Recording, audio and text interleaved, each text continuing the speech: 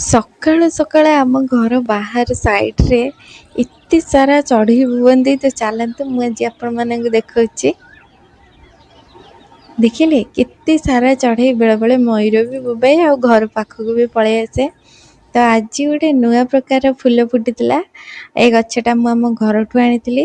ତ ଯେହେତୁ ମୁଁ ପୂଜା କରିବିନି, ହଜବେଣ୍ଡ ଏପଟେ ପୂଜା କରିବା ପାଇଁ ସବୁ ଫୁଲ ତୋଳି ଦେଉଥିଲେ ଆଉ ମୋ ଘର ବାହାର ସବୁ ଓଳେଇ ନେଇଥିଲି।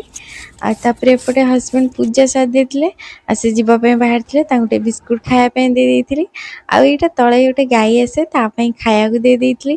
ହଜବେଣ୍ଡ ଯିବା ପୂର୍ବରୁ କ୍ଷୀର, ମାଛ ଆଉ ଗାଈ ଯେଉଁ ଖାଇଥିଲା ସେ ଜାଗାଟା ଦେଇ ଦେଇଥିଲେ। ଆଉ ଯେହେତୁ ତଳକୁ ଯାଏନି, ମୁଁ ବାଲ୍ଟି ପକେଇଦିଏ, ବାଲ୍ଟିରେ ନେଇ ଆସେ। ତାପରେ ମାଛକୁ ଫାଷ୍ଟ ଭଲ ଭାବରେ ଧୋଇଦେଲି। ଆଉ କୁହନ୍ତି ଯେ ମାଛକୁ ଯେତେ ଧୋଇବ ଭଲସେ ତ ମାଛଟା ସେତେ ମିଠା ଲାଗେ ବୋଲି। ସେଇଟା ତ ମୁଁ ଶୁଣିଥିଲି, ମୁଁ ଭଲସେ ଜାଣିନି ବି। ତାପରେ ମାଛକୁ ଧୋଇକି ଲୁଣ ହଳଦୀ ଗୋଳେଇକି ରଖିଦେଲି। ତାପରେ ଗାଧୋଇବା ପାଇଁ ପଳେଇଲି। ଗାଧେଇକି ଯାହା ସବୁ କପଡ଼ା ଥିଲା ସଫା କରିବା ପାଇଁ ସଫା କରିଦେଲି। ଆଉ ଆଜି ପାଗଟା ପୁରା ରଜ ପାଗ ଦେଇଥିଲା। ତ ତାକୁ ସବୁ ଶୁଖେଇକି ପଳେଇ ଆସିଲି କ'ଣ ଗୋଟେ ଖାଇବା ପାଇଁ। କ୍ଷୀର ଫୁଟେଇ ଦେଲି।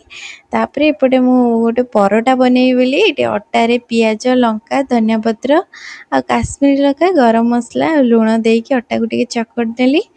ଆଉ ତାକୁ ରଖିଦେଲି 10 ମିନିଟ୍ ରେଷ୍ଟ କରିନେଲି। ତାପରେ 10 ମିନିଟ୍ ପରେ ଦେଖନ୍ତୁ ପୁରା ଅଟାଟା ସଫ୍ଟ ହେଇଯାଇଛି। ଟିକେ ବଡ଼ ସାଇଜ୍ର ଗୁଳା କରିକି ତାକୁ ପୁରା ରୁଟି ଟାଇପ୍ର ବେଲି ନେଲି।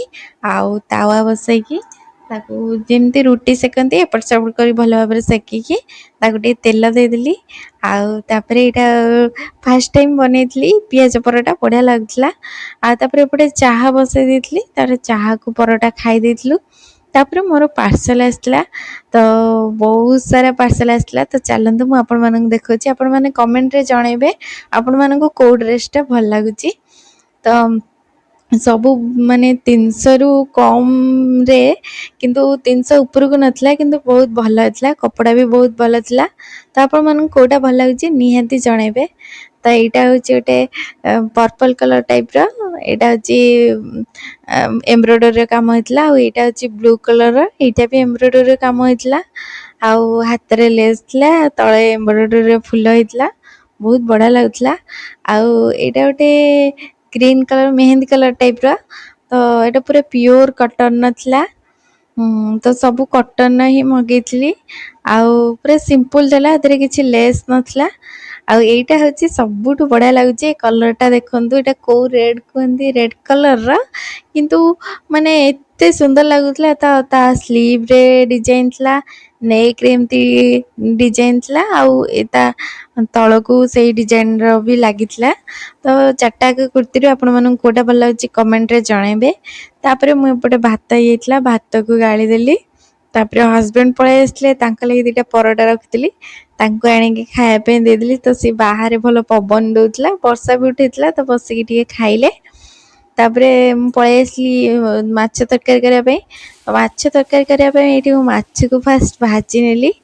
ଆଉ ମାଛ ସେପଟେ ବସେଇ ଦେଇକି ଏପଟେ ମସଲା ରେଡ଼ି କରିଦେଇଥିଲି। ମସଲାରେ ଅଦା, ରସୁଣ ଆଉ ଡାଲଚିନି, ତେଜପତ୍ର, ଶୁଖିଲା ଲଙ୍କା ଆଉ ଧନିଆ ପତ୍ର ଟିକେ ବାଟି ନେଲି। ଆଉ ମାଛ ଭାଜି ଦେଇଥିଲି। ମାଛ ଭାଜି ଦେଲା ପରେ ହଜବେଣ୍ଡକୁ ଦେଇଥିଲି ଖାଇବା ପାଇଁ, ମୁଁ ଟିକେ ଖାଇ ଦେଇଥିଲି।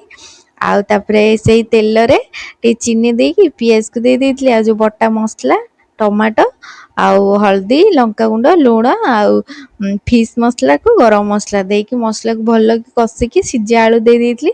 ତାକୁ ଟିକେ ମସଲା ସହ କଷିକି ତାର ଝୋଳ ପାଇଁ ପାଣି ଦେଇ ଦେଇଥିଲି। ପାଣି ଫୁଟିଗଲା ପରେ ମାଛକୁ ଦେଇ ଦେଇଥିଲି। ଆଉ ତାକୁ ଛାଡ଼ି ଦେଇଥିଲି 2-3 ମିନିଟ୍ ତ କଭର୍ କରିକି। ତ ସେ ଫୁଟିଗଲା ପରେ ଆମର ତରକାରୀ ହେଇଯାଇଥିଲା। ତ ଲାଷ୍ଟକୁ ଟିକେ କଞ୍ଚା ଲଙ୍କା ଆଉ ଧନିଆ ପତ୍ର, ତରକାରୀରେ ଟିକେ କଞ୍ଚା ଲଙ୍କାଟା ଦେଲେ ତରକାରୀଟା ପୁରା ଟେଷ୍ଟ, ମାନେ ତା ବାସ୍ନାଟା ଭଲ ହେଇଥାଏ। ଦେଇକି ଗରମ ମସଲା ଦେଇକି ତାକୁ ଓହ୍ଲେଇ ଦେଇଥିଲି। ତ ଆଜିର ଖାଇବାରେ ମାଛ ତରକାରୀ, ଭାତ ଆଉ ଆମ୍ବ। ତ ଆଜିର ବ୍ଲଗ୍ଟି ଥିଲା ଏତିକି। ଏହିପରି ମିନି ବ୍ଲଗ୍ ଦେଖିବା ପାଇଁ ମୋ ଚ୍ୟାନେଲକୁ ସବସ୍କ୍ରାଇବ୍ କରିବେ। ଭିଡ଼ିଓ ଭଲ ଲାଗିଥିଲେ ଲାଇକ୍ କରିବେ। ରହୁଛି, ନମସ୍କାର।